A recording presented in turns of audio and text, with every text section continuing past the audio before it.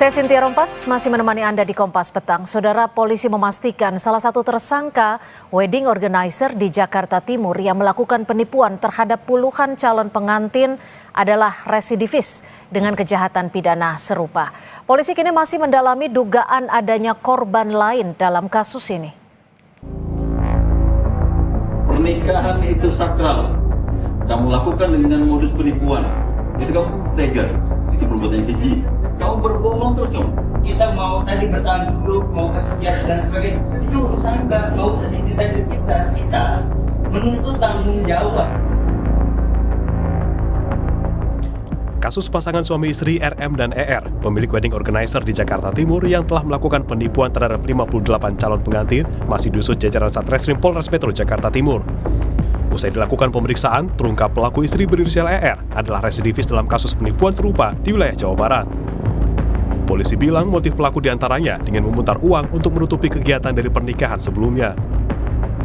ER itu adalah residivis terhadap tindak pidana yang serupa di wilayah Jawa Barat. Uang-uang dari korban ini diputar lagi oleh para tersangka untuk menutupi kegiatan-kegiatan pernikahan sebelumnya. Jadi uang yang didapat dari klien lain itu digunakan untuk menyelenggarakan pesta pernikahan klien lainnya. Usai penangkapan tersangka di wilayah Bandung Barat, polisi langsung mempertemukan dengan para korban. Pelaku yang kerap berkelit tetap didesak para korban untuk bertanggung jawab dan mengganti uang yang sudah dibayarkan kepada wedding organizer tersebut. Para korban berharap tersangka mendapat hukuman yang setimpal agar tidak ada lagi pasangan calon pengantin yang tertipu ketika akan menggelar pesta pernikahan. Polres Jakarta Timur atas kerjasamanya melakukan kewajibannya sebagai institusi yang memang mengayomi masyarakat. Harapannya tidak ada kejadian seperti ini lagi dan dihukum sesuai dengan hukum yang berlaku. Kasus penipuan oleh pemilik wedding organizer di Jakarta Timur bermula saat pasangan pengantin di Bekasi gagal menyelenggarakan resepsi karena WO yang mereka pilih tidak membayarkan biaya kepada sejumlah vendor, diantaranya dekorasi dan catering. Atas kerugian yang mencapai 85,5 juta rupiah, Feni Indah Fitria bersama suaminya melaporkan dugaan penipuan tersebut ke polisi. Saat ini tercatat total kerugian akibat dugaan penipuan WO lebih dari 2 miliar 658 juta rupiah. Tim Liputan Kompas TV.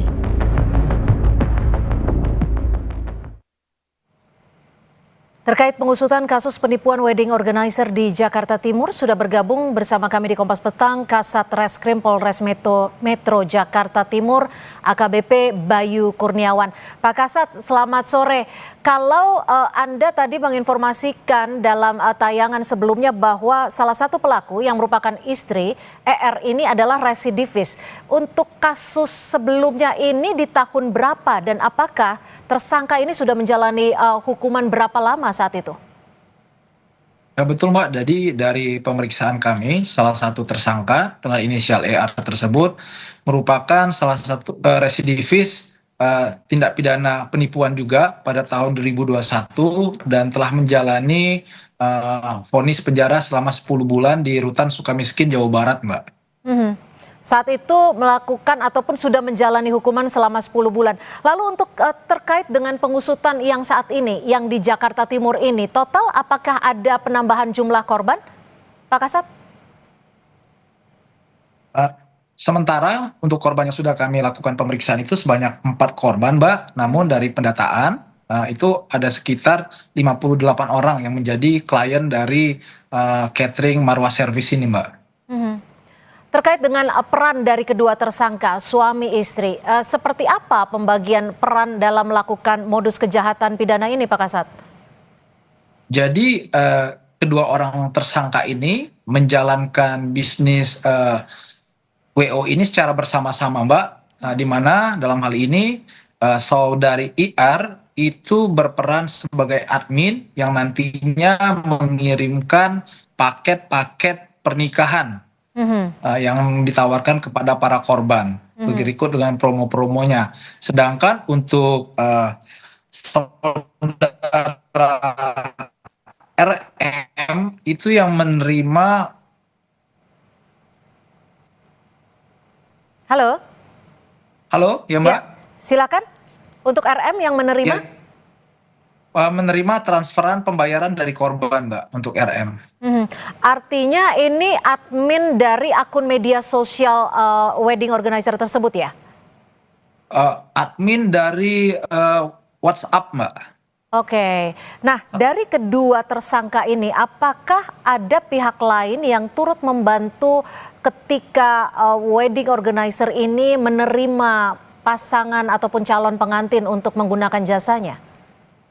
Sementara dari hasil pemeriksaan kami, ini dilakukan oleh 2 orang ini, Mbak. Hmm. Hmm. Kalau untuk tuntutan hukumannya berapa lama, Pak Kasat? Terhadap pelaku ini, Mbak, kami sangkakan dengan pasal 492 KUHP dan 486 KUHP terkait dengan penipuan penggelapan dengan ancaman hukuman maksimal 4 tahun penjara. 4 tahun ya. Oke, ini kan yang Ya. menjadi pertanyaan di sini adalah ketika para korban yang jumlahnya tidak sedikit, hampir 58 orang seperti itu. Apakah para tersangka ini memiliki cukup aset untuk mengganti para kerugian dari para korban?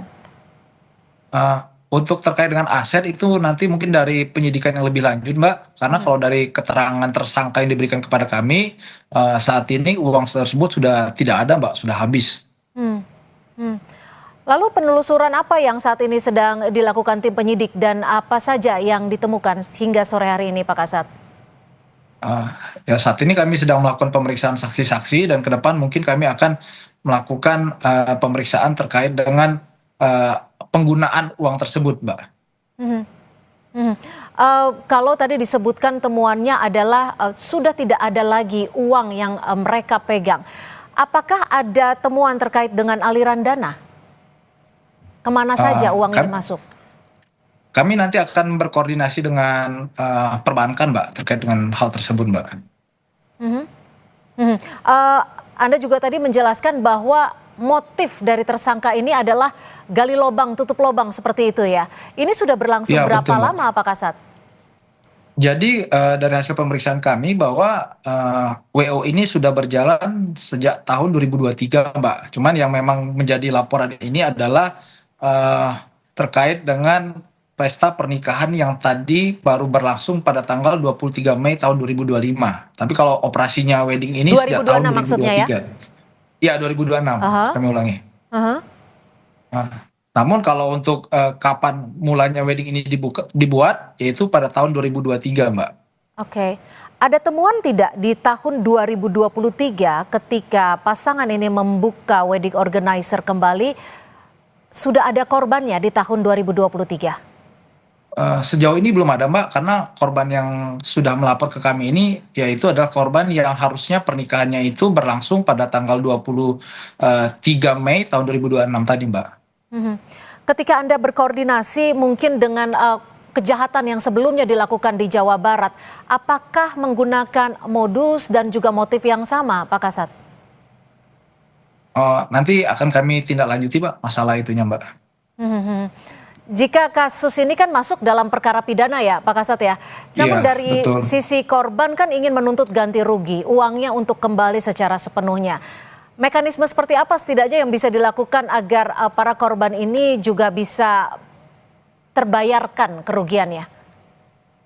Mungkin secara pidana di dalam KUHP baru tersebut ada yang namanya mekanisme restoratif justice, Mbak, di mana memang kedua belah pihak antara korban dan tersangka tersebut menyepakati bahwa kerugian korban akan dikembalikan. Apabila memang dari tersangka dalam hal ini dapat mengembalikan kerugian yang diderita oleh korban, mungkin nanti akan dibuatkan kesepakatan damai antara kedua belah pihak dan masing-masing pihak dapat mengajukan untuk restoratif justice, Mbak, terhadap perkara ini, Mbak. Mhm. Tapi para tersangka ini punya aset ya, mungkin rumah, gedung atau apapun itu? Ini yang masih dalam pemeriksaan kami, Mbak.